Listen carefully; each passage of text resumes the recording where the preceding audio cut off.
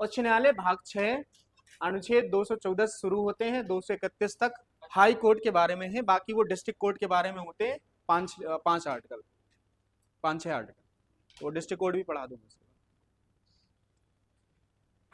मैंने आपसे बोला था सर्वोच्च न्यायालय पढ़ के आइएगा, उम्मीद करता हूं आप पढ़ के आए होंगे।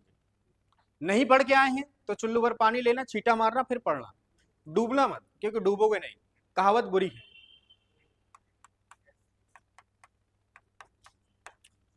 देखिए कोशिश ये कीजिए जो भी टॉपिक यहां पढ़ा हूं पढ़ के आइए, मैं बता ही देता हूं। देखिए समझिए उच्च न्यायालय से क्वेश्चन क्या क्या बनते हैं और क्या क्या बनेंगे। सबसे पहले आपकी थोड़ी सी इसकी हिस्ट्री पता होनी चाहिए। तो हिस्ट्री में हम शुरू करते हैं। हिस्ट्री देखिए, इसकी हिस्ट्री शुरू होती है कैनिंग के कार्यकाल से, लॉर्ड कैनिंग। लेकिन इसकी और भी यदि पृष्ठभूमि देखी जाए तो मैंने सबसे पहले आपको एक सुप्रीम कोर्ट की स्थापना दिखाई होगी, जो मैंने 1774 में, इसका नाम था कलकत्ता सुप्रीम कोर्ट। मैंने यही लिखवाया होगा कि कलकत्ता में सुप्रीम कोर्ट की स्थापना 1774 में की गई।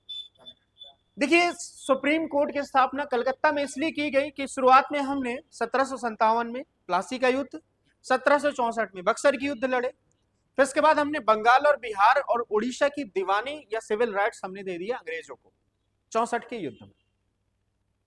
अब क्या होता है, जब हम किसी क्षेत्र पर कोई अधिकार जमाएंगे, जमा लिया, मान के चलिए सरकार ने मुझे अधिकार दिया कि आप इस बांदा क्षेत्र में सारा काम आप ही देखेंगे, ठीक।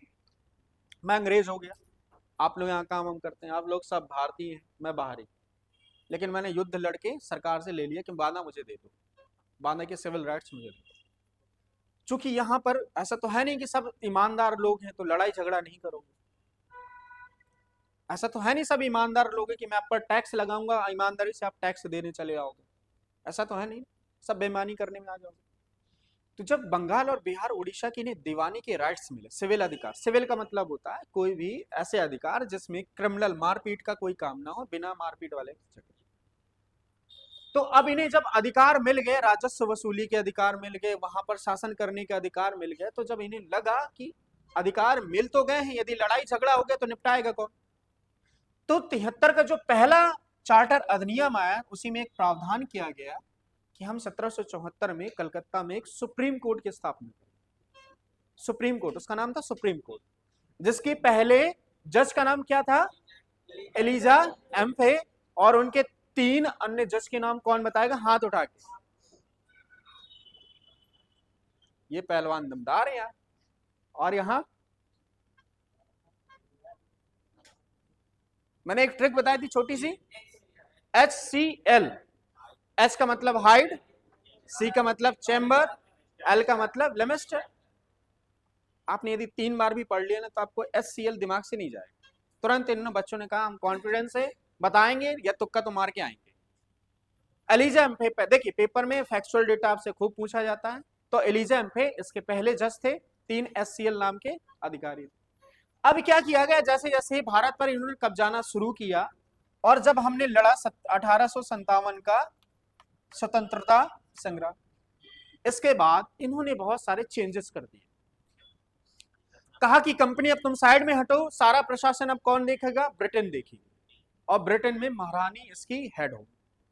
इसके बाद कहा कि ऐसा है कि अब एक काम ये करते हैं कि जो कलकत्ता सुप्रीम कोर्ट है उसे हाई कोर्ट में चेंज कर देते। तो सबसे पहले इसे बनाया गया, कहीं कहीं 1860 मिलता है, कहीं कहीं 61 मिलता है, तो मैं तो पहले ही मान के चलता हूं कि सबसे पहले जो हाई कोर्ट का स्थापना किया गया था तो वो था कलकत्ता हाई। तो कलकत्ता हाई कोर्ट की स्थापना हमने लगभग कर दी 1860। इसके बाद हमने 2 अन्य जगह 1861-62 में मद्रास और बंबई शहर में 2 हार्ड कोर्ट और बना दिया, और चौथा हाई कोर्ट जो बहुत ही इंपॉर्टेंट है वो है यूपी का 1866 में इलाहाबाद। आप शुरुआत के 4 हाई कोर्ट के नाम आपको याद रखने होंगे पिच विथ ईयर के साथ। सबसे पहला हाई कोर्ट कहाँ का बना था? कलकत्ता। फिर इसके बाद मद्रास और बम्बे, और इलाहाबाद का तो डेट के साथ याद रखिए 1866 में इलाहाबाद हाई। ठीक, इतनी इसकी हिस्ट्री है। इसके बाद धीरे धीरे करके क्या हुआ, सरकार लिबर्टी देती गई, फिर हमने मैसूर में भी स्थापित कर लिया, जैसे हमने कर्नाटक में 1884 में किया था। इसके बाद धीरे धीरे करके हमने क्या किया, जो ब्रिटेन के जितने भी प्रांत थे, 11 से लेकर 11 प्रांत थे लगभग, उनमें सारे में हाई कोर्ट की स्थापना कर दी। हालांकि जो अधिकार हमें हाई कोर्ट की स्थापना से मिले वो बाद में मिले हमें इस अनुच्छेद के तहत, जो हमें 1950 के अधिकार के तहत दिए गए। तो जहां जहां बाद में नहीं थे वहां हमने बाद में बना दिए। तो शुरुआत में इसकी हिस्ट्री थोड़ा इंपॉर्टेंट है, इसलिए लिखे, वहां घड़ी में मत देखो, आज मैं घड़ी मिटा दूंगा।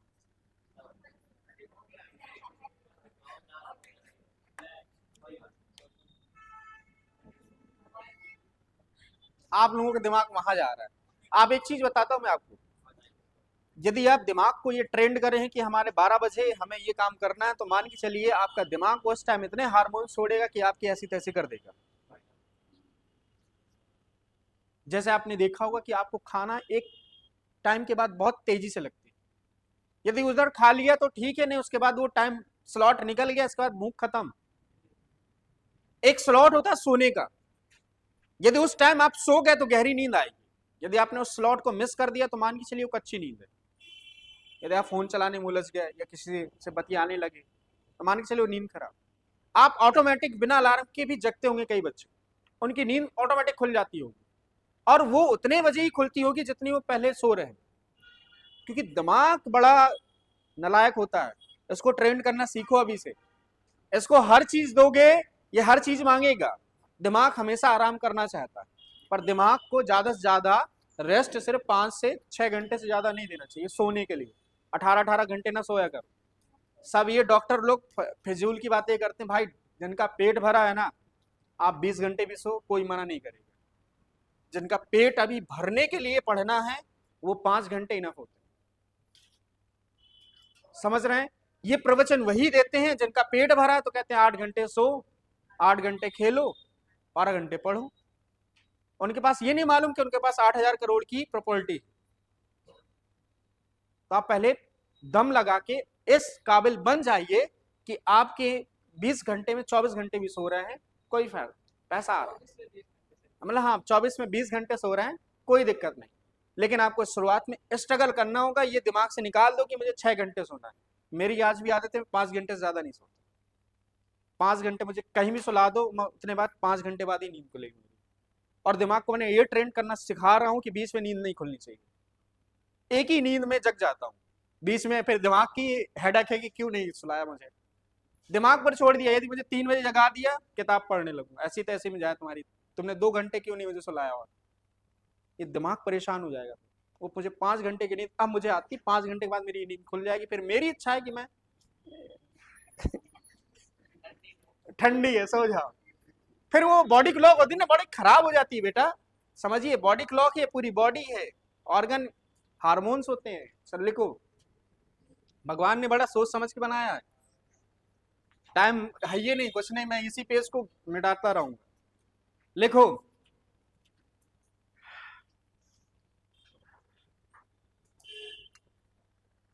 ब्रिटिश कालीन भारत में, ब्रिटिश कालीन भारत में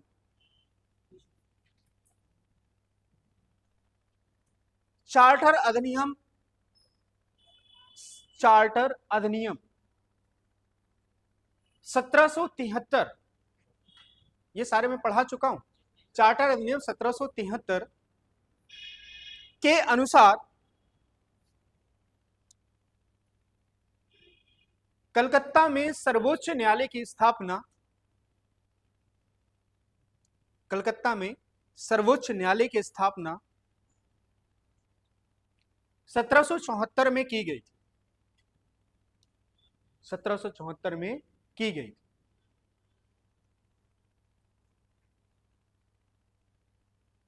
जिसे बाद में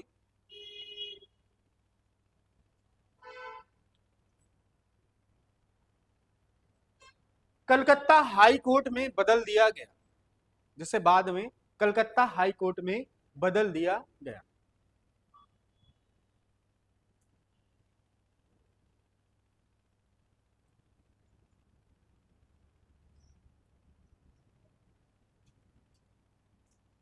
तथा तथा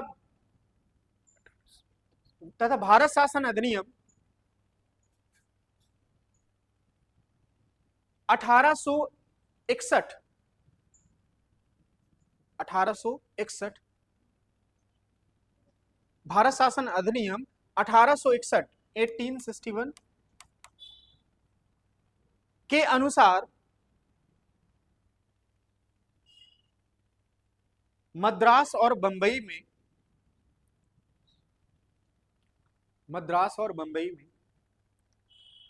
उच्च न्यायालय की स्थापना की गई।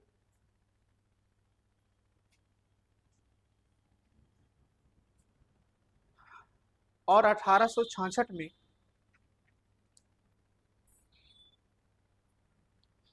इलाहाबाद हाई कोर्ट की स्थापना की। इलाहाबाद हाई कोर्ट की स्थापना की।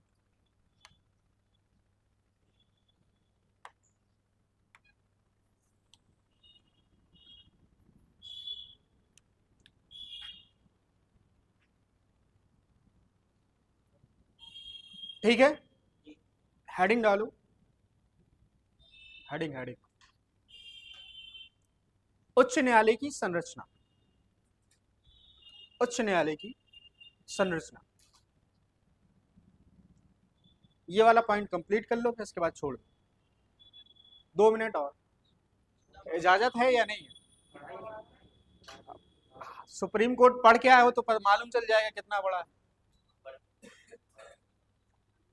भूख भूख लगी हो तो फिर जाओ पढ़ लेते हैं थोड़ा सा और, फ्लो में चल रहा है तो चलने दो। ठीक है, संरचना ज्यादा से ज्यादा 3-4-5 मिनट लगेंगे। देखिए, संरचना में सबसे पहले सीखेंगे कि इसका गठन कैसे होता है, कौन करता है, कितने सदस्य हो सकते। देखिए, सबसे पहले दिमाग में यह याद रखिए कि मैं आर्टिकल आपको सारे लिखवा सकता हूं, पर इसमें आर्टिकल मैं आपको बताता रहूंगा, पर पेपर में नहीं आता। 2 चीजें याद रखिए। सबसे पहले आर्टिकल यूज होता है 214, थोड़ी होशियारी भी दिखा दूं। इसमें कहा गया है कि प्रत्येक राज्य में एक उच्च न्यायालय, प्रत्येक राज्य में कहा गया, लेकिन एक कंडीशन और है, 231। इसमें कह दिया गया कि 2 या 2 से अधिक राज्यों में एक ही हाई कोर्ट हो भी सकता है। सरकार ने अपने सुविधा के अनुसार एक नया आर्टिकल जोड़ा था 15वें संविधान संशोधन के माध्यम से, मुझे याद नहीं कब जोड़ा। ठीक, मतलब बाद में इसे जोड़ दिया गया कि ऐसा नहीं है कि प्रत्येक राज्य में हाई कोर्ट होगा तो खर्च भी बहुत ज्यादा आता है, हाई कोर्ट में जज रखेंगे, पैसा देना पड़ता है।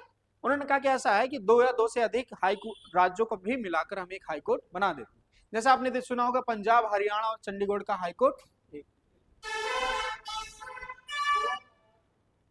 अरे मैं बोल रहा हूं, मुझे डरा क्यों रहा है? पंजाब और हरियाणा और चंडीगढ़ का हाई कोर्ट एक है। पंजाब भी अलग राज्य है, हरियाणा भी अलग राज्य है। ठीक, इतना समझ में आया?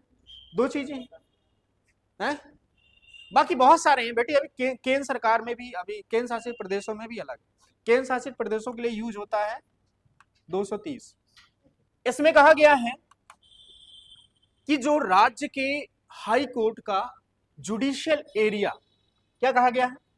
राज्य के हाई कोर्ट का न्यायिक क्षेत्र